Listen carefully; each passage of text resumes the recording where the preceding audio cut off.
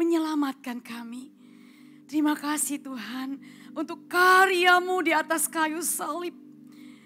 Sungguh kami terpesona, sungguh kami kagum, sungguh kami terharu.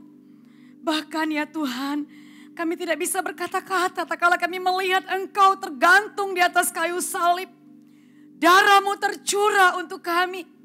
Engkau memberikan segala-galanya buat kami tak tersisa. Bahkan Engkau rela dipermalukan. Engkau rela dihina. Engkau rela dicambuk. Engkau rela diolok-olok. Engkau diam. Engkau tidak berkata-kata apa-apa untuk membela dirimu. Karena satu tujuanmu. Engkau ingin menyelamatkan kami. Orang yang berdosa ini. Yang seharusnya kamilah yang tergantung di atas kayu salib. Yang seharusnya kamilah yang dipermalukan. Yang seharusnya kamilah yang menerima murka Allah. Engkau menggantikan kami ya Bapa. Sehingga kalau kami ada sebagaimana kami ada pada malam hari ini. Semua karena anugerah Tuhan. Terima kasih Tuhan Yesus. Untuk cinta-Mu yang begitu luar biasa. Tak ada cinta seperti cinta-Mu Tuhan. Kami bersyukur kepada-Mu. Dan biarlah malam ini kami diingatkan kembali. Satu peristiwa yang ajaib yang kadang-kadang kami bisa lupa ya Tuhan. Sehingga pada waktu kami diingatkan kembali. Kami kuat jalani hidup ini. Kami tidak takut. Kami tidak ragu. Karena kami tahu bahwa kasih-Mu telah membuktikan Kau ada buat kami dan selalu ada. Terima kasih Tuhan Yesus untuk malam hari ini. Berbicaralah kepada kami siap untuk mendengarkannya. Urapi hamba-Mu yang Tuhan percayakan untuk menyampaikan firman Tuhan. Demi nama Tuhan Yesus kami sudah berdoa dan bersyukur. Amin. Silakan duduk. Selamat malam Bapak Ibu Saudara yang dikasih Tuhan. Mari bersama-sama kita membuka firman Tuhan dari Matius 27 ayat 45 sampai 50. Kita akan bersama-sama bertemu kembali dengan perkataan Yesus di kayu salib. Perkataan yang keempat. Demikianlah firman Tuhan dari Matius pasal 27 ayat 45 sampai 50. Mulai dari jam 12 kegelapan meliputi seluruh daerah itu sampai jam 3. Kira-kira jam 3 berserulah Yesus dengan suara nyaring. Eli, Eli, lama sabaktani. Artinya Allahku, Allahku, mengapa engkau meninggalkan aku? Mendengar itu beberapa orang yang berdiri di situ berkata, ia memanggil Elia. Dan segeralah datang seorang dari mereka, ia mengambil bunga karang, mencelupkannya ke dalam anggur asam, lalu mencucukkannya pada sebatang bulu dan memberi Yesus minum. Tetapi orang-orang lain berkata, jangan, baiklah kita lihat apakah Elia datang untuk menyelamatkan dia. Yesus berseru pula dengan suara nyaring, lalu menyerahkan nyawanya.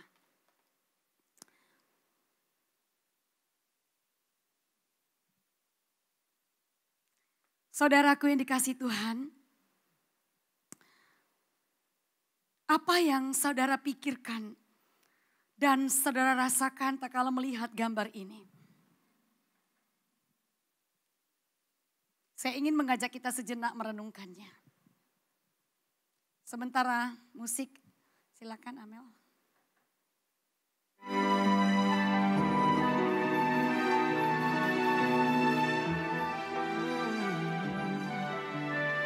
Jam 9 pagi,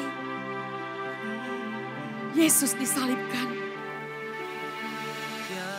3 jam berikutnya, ia terpanggang oleh teriknya matahari jam 12 siang. Keringat bercampur darah.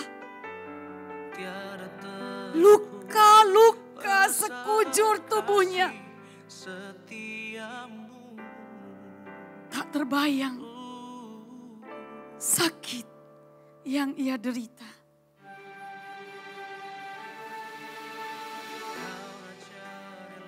Orang-orang yang mencaci maki di bawah salib mulai lelah. Orang-orang berteriak menghina mulai mereda. Suara sungut-sungut dan kutukan mulai lelah. Keadaan mulai sunyi.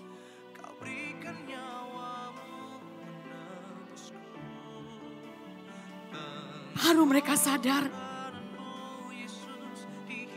matahari tidak bersinar. Semua terkejut dan gemetar. Semua terdiam. Hening. Yesus tidak mengucapkan kata-kata.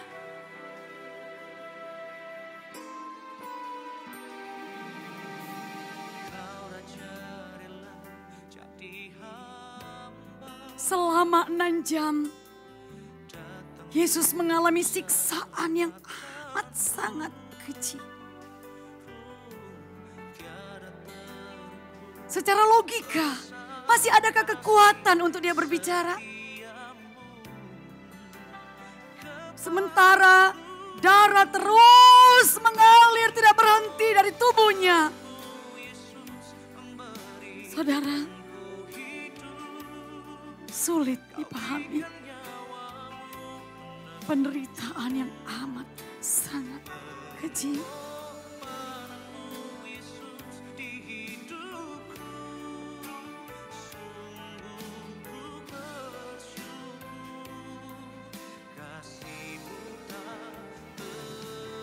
Tapi dalam keheningan, dengan sebuah kekuatan Yesus berkata dengan suara nyaring, "Allahku, Allahku, mengapa Engkau meninggalkan aku?"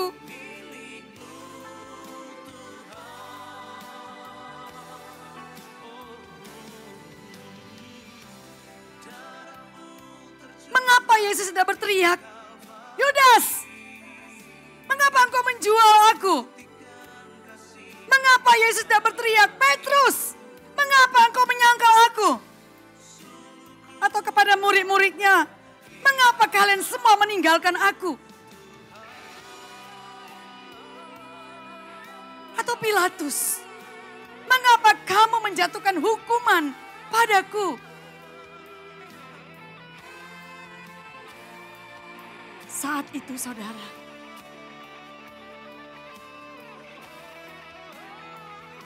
Yesus mengalami murka Allah yang tiada terpuji. Semua dosa manusia ditimpakan kepada Dia yang tidak berdosa.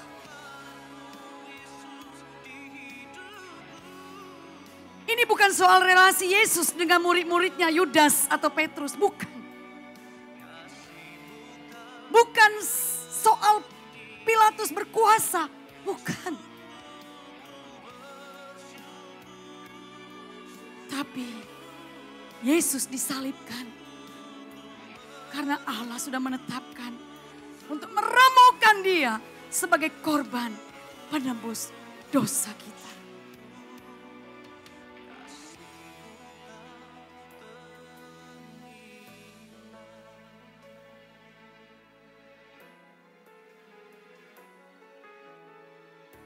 Yesaya 50, 1 Petrus 5 ayat 18 berkata, "Sebab juga Kristus telah mati sekali untuk segala dosa kita. Ia yang benar untuk orang-orang yang tidak benar, supaya Ia membawa kita kepada Allah.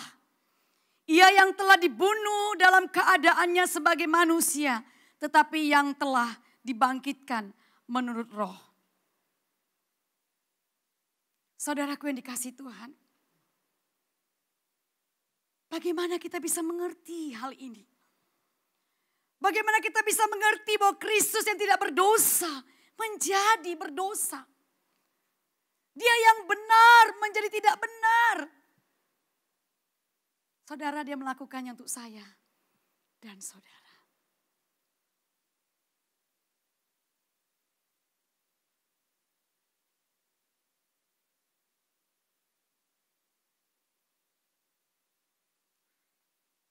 Bapak Ibu yang dikasihi oleh Tuhan. Ucapan Yesus di tengah terik. Di tengah-tengah panasnya jam 12. Eli, Eli, lama sabachthani. Allahku, Allahku, mengapa engkau meninggalkan aku? Sebuah ungkapan kepada Allah. Karena dia sebentar lagi akan menggantikan posisi kita. Pada waktu dia mengungkapkan kata itu saudara. Allahku, Allahku, mengapa engkau meninggalkan aku? Bukan berarti Allah meninggalkan dia, bukan. Dia mengungkapkan sebagai posisi dia sebagai manusia yang menggantikan kita yang berdosa. Pada waktu awal dia berkata, Bapa ampunilah. Akhir kata juga, Bapa kuserahkanlah nyawaku. Mengapa dia berkata Allahku, Allahku?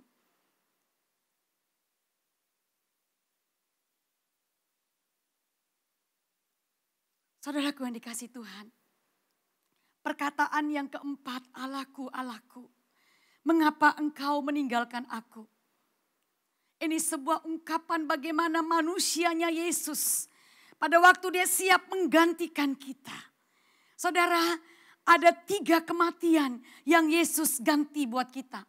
Yang pertama, kematian rohani. Pada waktu Adam dan Hawa jatuh ke dalam dosa, melanggar perintah Allah. Pada waktu itu Adam dan Hawa mati secara rohani, terpisah hubungannya dengan Allah. Kematian yang kedua, kematian jasmani. Pada waktu manusia berhenti bernafas. Dan kematian yang ketiga, kematian kekal. Inilah saat-saat di mana Yesus menggenapi sempurna, menggantikan kita yang sebenarnya kita nggak sanggup, saudara. Murka Allah ditimpakan kepada Yesus. Pada waktu itulah, saudaraku yang dikasihi Tuhan, Yesus berkata, Allahku, Allahku, sebuah ungkapan hati sebagai manusia yang berdosa. Dia diremukkan, Allah berpaling karena betul dia sedang menggantikan murka Allah, yaitu Yesus. Saat itulah saudara, sempurna apa yang Yesus lakukan buat kita. Kematian rohani, kematian jasmani, dan juga kematian kekal. Yang hanya Yesus yang sanggup menggantikannya. Oleh sebab itu dia berteriak, saudara. Allahku, Allahku, ini teriakan orang yang berdosa. Bukan dengan Kristus sebagai anak Allah, bukan. Pada waktu itu walaupun kita tahu bahwa dia adalah Yesus, anak Allah. Dia adalah Allah yang sejati. Dia juga manusia yang sejati yang menggantikan kita. Teriakannya Allahku, Allahku adalah teriakan seorang anak manusia yang berdosa yang menggantikan kita. Ada banyak orang katakan, kenapa dia berteriak memanggil Allah? Emang dia bukan Allah? Bukan, saudara. Saudara harus pahami ini dengan benar. Kita semua percaya Tritunggal. Pada waktu Yesus dibaptis. Saudara tahu itu peristiwa? Pada waktu Yesus keluar dari air. Ada suara yang berkata, inilah anakku yang kukasihi. Kepadanya lah aku berkenan. Suara Allah. Saudara, pada waktu itu juga ada burung merpati. Lambang Roh Kudus. Tritunggal. Pada waktu itu kita percaya itu. Ya, kita yakini itu. Sehingga pada waktu Yesus menyerahkan dirinya mati di kayu salib. Ini adalah sebuah bukti yang nyata. Bahwa Yesus anak Allah yang tak berdosa menggantikan kita yang berdosa. Mengapa dia? Karena hanya dialah satu-satunya manusia yang tidak berdosa. Anak domba Allah yang sempurna yang dikorbankan untuk menggantikan kita. Saudaraku yang dikasih Tuhan, Yesus menanggung 3 kematian manusia. Wow. Tetapi pada waktu Yesus disalibkan menanggung kematian rohani manusia, terpisah dengan Allah. Allah tak memandang Yesus sebagai anak yang dikasihi, tapi itu perwakilan Yesus sebagai manusia yang berdosa. Dia mewakili kita, saudara. Harusnya kita yang disalibkan, tapi dia mewakili kita. Dia mewakili kita, dialah wakil yang sempurna. Dia Allah yang suci. Tapi Yesus perwakilan orang yang berdosa. Yang gak layak sebenarnya saudara, dia gak layak. Dia gak layak. Kenapa? Dia gak berdosa. Dia orang benar. Waktu dicaci, dimaki, diludahi, dia diam. Sampai pada titik akhirnya dia mengatakan, Bapa, kuserahkan nyawaku. Sempurna, lengkap, lunas, ditebus oleh darah Yesus. Yesus perwakilan orang berdosa, menanggung murka Allah. Itulah sebabnya Yesus mengungkapkan kalimat Eli, Eli lama sabachthani. Dosa itu ditimpakan kepadanya. Ia sedang mengalami seluruh murka Allah, saudara, yang paling mengerikan. Menggantikan posisi kita. Mati secara rohani, terpisah dari Allah. Hanya Yesus yang bisa menggantikannya. Sempurna. Semua yang Yesus tangguh atas kita. 3 kematian. Jasmani, rohani, kekal. Saudaraku yang dikasih Tuhan.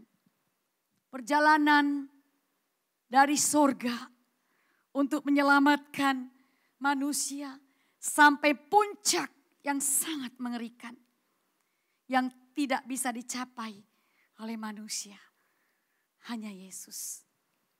Allahku, Allahku, mengapa engkau meninggalkan aku? Sebuah bukti cinta, sebuah bukti pengorbanan yang sempurna, lunas, menggantikan kita. Ia mau supaya kita hidup. Oleh sebab itu saudara, jangan pernah menyia-nyiakan pengorbanan Kristus di atas kayu salib. Jangan. Jangan pernah saudara tidak menghargai hidup ini dengan melakukan hal yang sia-sia. Jangan. Tuhan tidak pernah mengajak kita, ayo mati bagiku. Enggak saudara. Tuhan hanya mau mari hidup bagiku. Di tengah-tengah dunia yang penuh dengan penderitaan mungkin. Mungkin saudara sedang mengalami penderitaan. Saudara mengalami penghinaan, ketidakadilan, mungkin. Tapi coba saudara lihat Yesus di kayu salib. Adakah orang yang menderita seperti Yesus? Tidak ada saudara. Tidak ada. Adakah orang yang pernah mengalami olokan yang amat keji seperti itu? Tidak ada. Tapi pada waktu kita mengalami penghinaan, pandanglah kepada salib Yesus. Pada waktu engkau mengalami ketidakadilan, pandanglah kepada salib Yesus. Pada waktu engkau mengalami penderitaan, ketidakadilan amat sangat keji, pandanglah kepada salib Yesus. Karena pada waktu engkau memandang salib Yesus, engkau melihat ada sebuah pribadi yang begitu mengasihi saya dan saudara. Karena tidak mau kita binasa saudara. Dia rela semua itu lakukan karena betapa besar cintanya kepada saudara. Bagi saudara enggak mengalami cinta di dunia ini. Saudara tidak dipedulikan. Saudara tidak diperhitungkan. Mungkin. Gak apa-apa saudara. Itulah dunia ini. Dunia ini tempat sementara kita. Dunia ini penuh dengan penderitaan. Dunia ini penuh dengan sakit penyakit. Inilah dunia ini karena dosa. Tidak bisa kita menghindari itu saudara. Realita mengatakan tidak ada satu manusia pun bisa luput dari penderitaan. Gak ada. Siapapun dia. Tetapi satu hal yang harus menjadi kekuatan buat kita. Salib Yesus.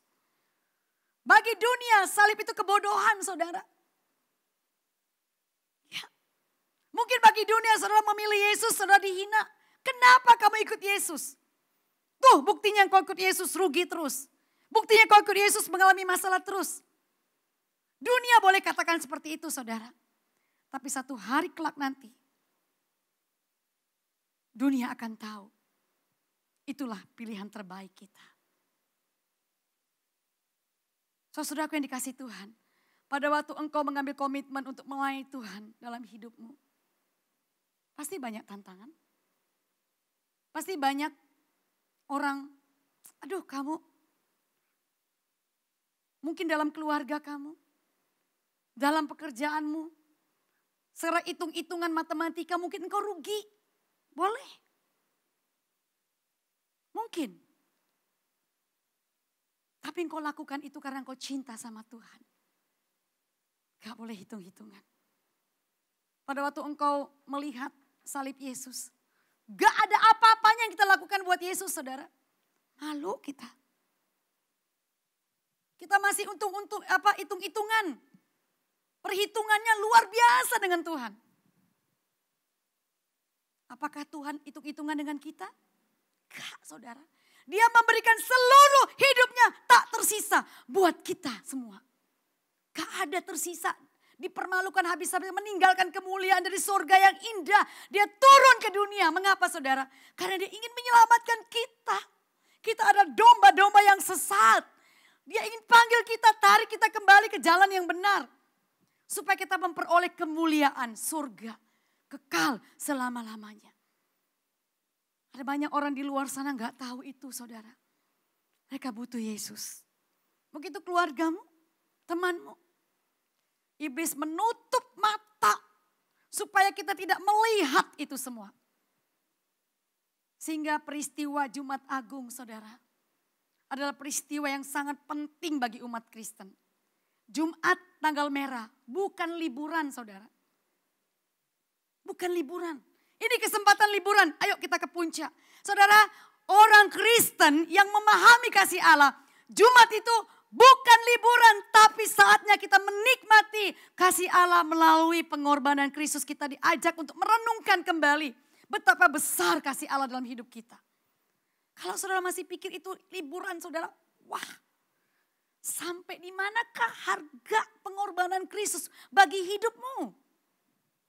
Justru saat-saat inilah kita merenungkan kebaikan Tuhan. Ada orang yang sungguh-sungguh mengambil waktu untuk berpuasa mungkin. Ada orang yang sungguh-sungguh mengambil waktu untuk benar-benar datang kepada Tuhan. Tidak mau menyia-nyiakan waktu yang ada.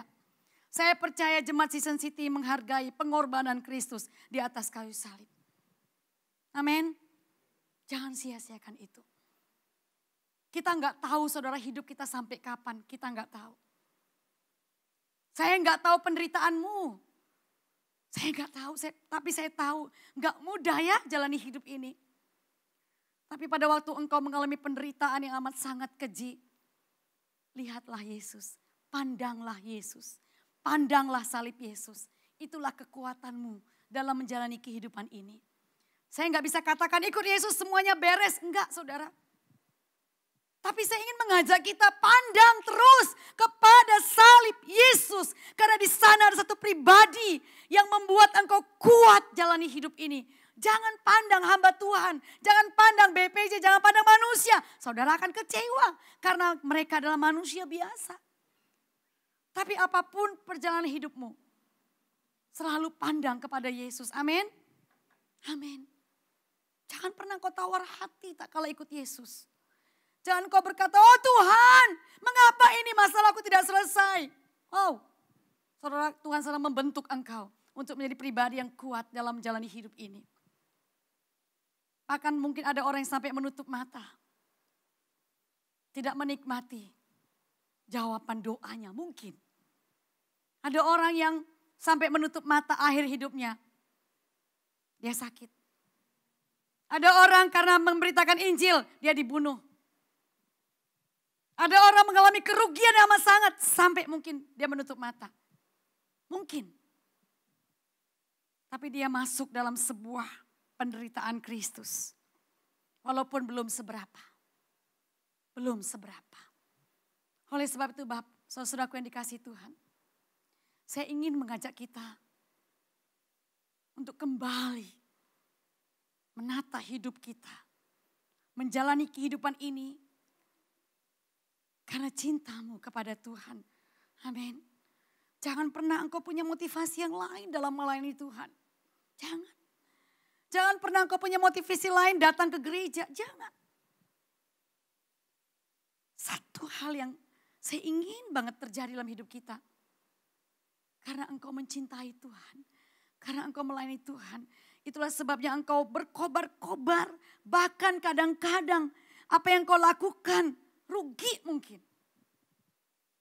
Tapi saya percaya Tuhan tidak pernah tutup mata melihat anak-anak yang setia dalam mengikut Tuhan. Amin. Tidak pernah, saudara. Dalam sepanjang perjalanan saya mengikut Tuhan melayani sampai detik ini, Tuhan tidak pernah mempermalukan saya. Tuhan tidak pernah meninggalkan saya. Ada sebuah sukacita yang tiada tara yang tidak pernah dunia bisa berikan buat saya. Tak kala saya melayani Tuhan. Walaupun dunia katakan ya ampun. Kenapa? Kenapa kamu mau jadi hamba Tuhan, Ernie? Kamu gak punya apa-apa nanti. Kamu gak bisa gimana-gimana nanti. Wow, dia salah. Justru melayani Tuhan itulah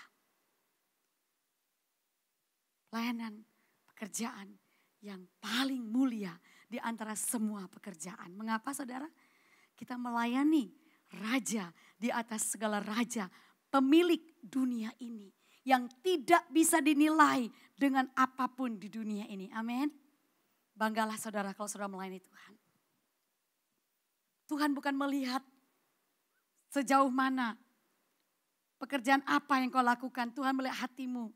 Sejauh mana cintamu kepada Tuhan. Sebagai ekspresimu untuk melayani Tuhan. Itu yang paling penting. Mungkin engkau menyambut tamu di depan. Mungkin engkau menyusun kursi di depan. Tapi lakukan itu karena engkau cinta sama Tuhan. Wow, Tuhan lihat itu.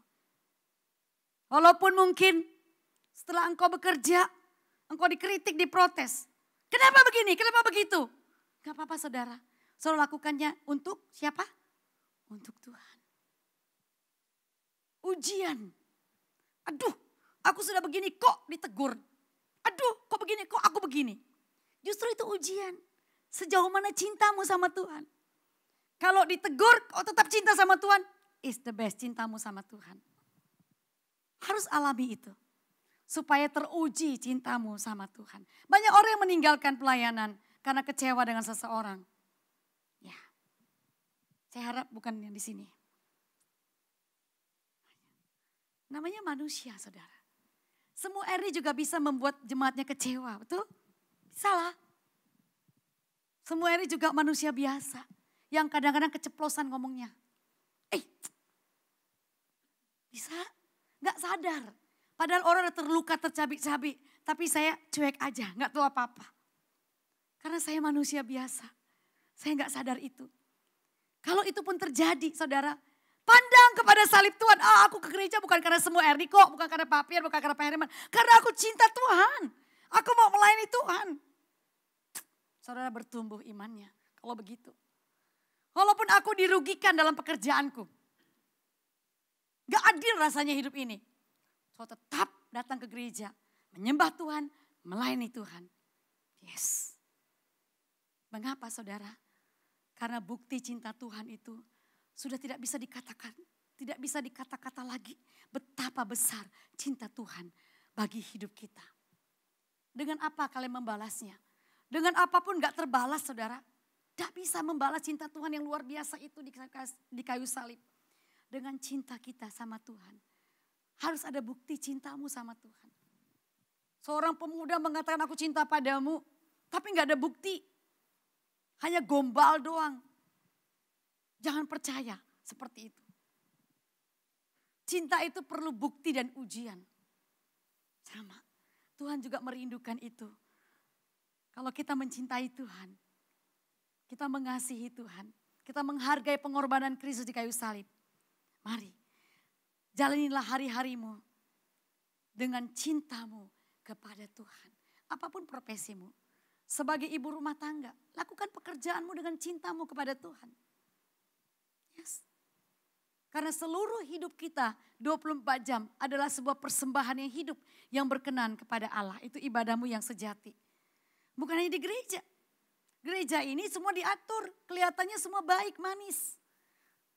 Aslinya di mana? Di rumah, di pekerjaan.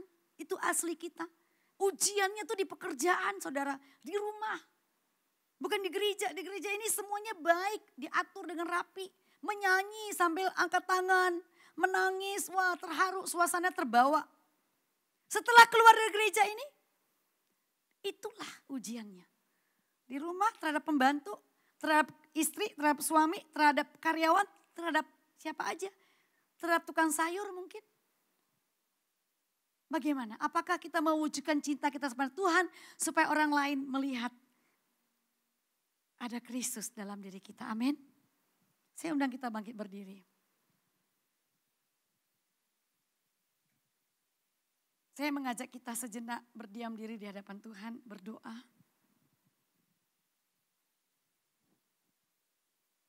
Untuk meresponi pengorbanan Kristus.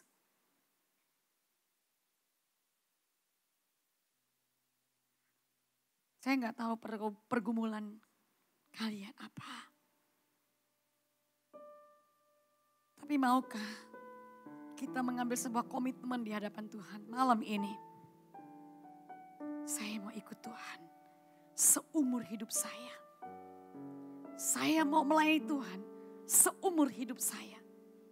Berikan saya kekuatan Tuhan untuk menjalani kehidupan ini. Tiada ternilai dengan harta. Tiada ternilai dengan tahta. Tiada terukur besar kasih setiamu.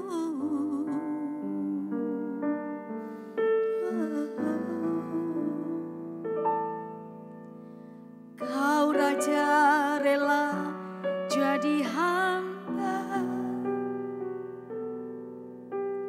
datang untuk selamatkanku. Tiada ternilai besar kasih setiamu kepadaku.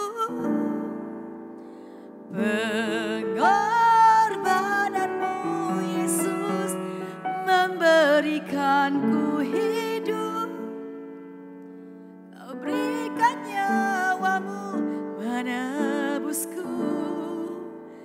Pengorbananmu Yesus di hidupku. Sungguh ku bersyukur, kasih-Mu tak ternilai.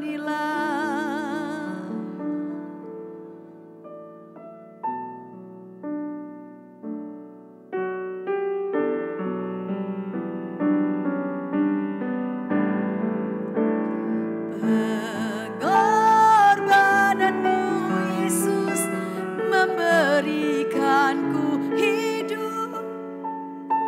Kau berikan nyawamu menebusku. Pengorbananmu Yesus di hidupku. Sungguh ku bersyukur, kasih-Mu tak ternilai. Darah-Mu tercurah di Kalvari. Buktikan kasih-Mu bagiku. Sungguh ku berharga di mata-Mu. Ku milik-Mu Tuhan. Darah-Mu tercurah. Darah-Mu tercurah di Kalvari. Buktikan kasih-Mu bagiku.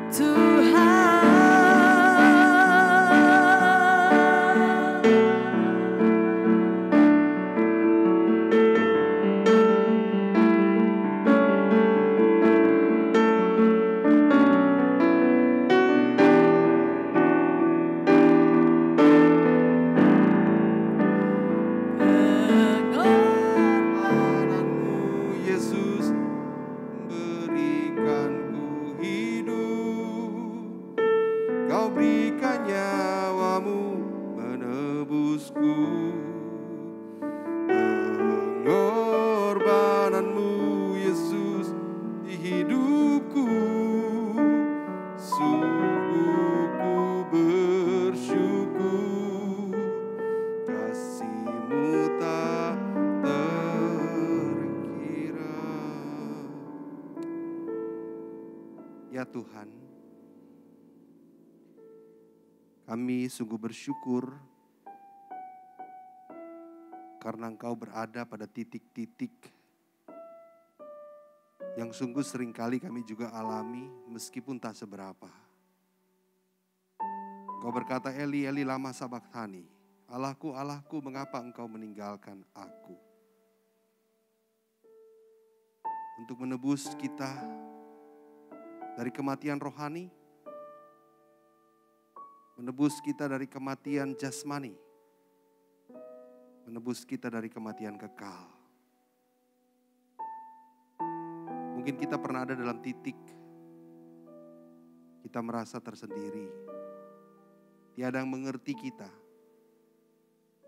Bahkan mungkin pada titik kita menyangka bahwa Tuhan tak peduli lagi dengan kita. Titik nadir, titik terendah. Sehingga kita merasakan kita hanya seorang diri saja di muka bumi ini. Semakin lama semakin ditinggalkan. Semakin tidak dimengerti, semakin tidak dipahami. Bahkan mungkin orang yang kau harapkan bisa memahamimu, suamimu, istrimu, orang tuamu, anak-anakmu mungkin. Tapi itu juga tidak engkau alami. Namun hari ini pastikan bahwa Tuhan Yesus sudah mengalami itu semua untuk kita. Sudah mengalami semua untuk kita ketika seluruh murka Allah, dosa umat manusia ditimpakan kepadanya.